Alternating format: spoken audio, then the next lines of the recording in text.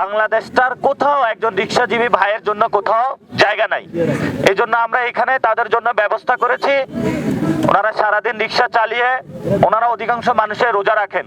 এখানে এসে আমরা ইফতার করব একসাথে। প্রত্যেকটা দিন রিক্সা চালক ভাইরা এখানে আসবেন, ইফতার করবেন এবং সমাজের যারা অন্যান্য শ্রমজীবী মানুষ রয়েছেন তারাও এখানে ইফতার করবেন ইনশাআল্লাহ।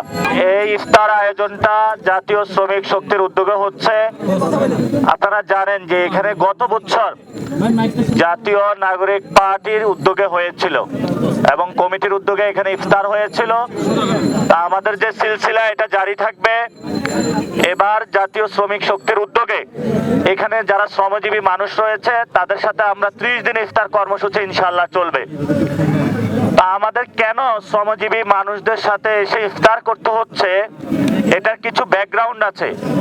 ঢাকা শহরে যারা আমাদের বিশেষত রিক্সাজীবী চালক ভাইয়েরা রয়েছেন তাদের কোথাও যদি ওয়াশরুমের প্রয়োজন হয় সেটা আমরা ব্যবস্থা করতে পারি না।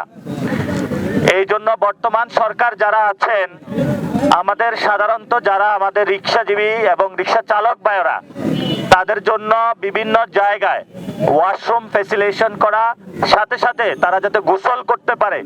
আপনি দেখবেন একজন রিক্সা চালক যিনি উনি রাস্তার পাশে ঘুমিয়ে থাকে রিক্সার মধ্যে, তাহলে উনি গোসলটা করবে কোথায়?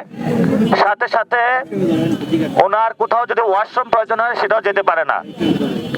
তো আমি আজকে এখানে যারা নেতৃবৃন্দ তাদেরকে জিজ্ঞেস করলাম যে আপনারা এখানে কেন ইফতারে কর্মসূচির উদ্যোগটা নিয়েছেন। ওনারা আমাকে জানালো যে একজন রিক্সা চালক ভাই একটা 5 স্টার হোটেল বা 3 স্টার অথবা একটা রেস্টুরেন্টে গিয়ে ইফতার করার তার সুযোগ হয় না।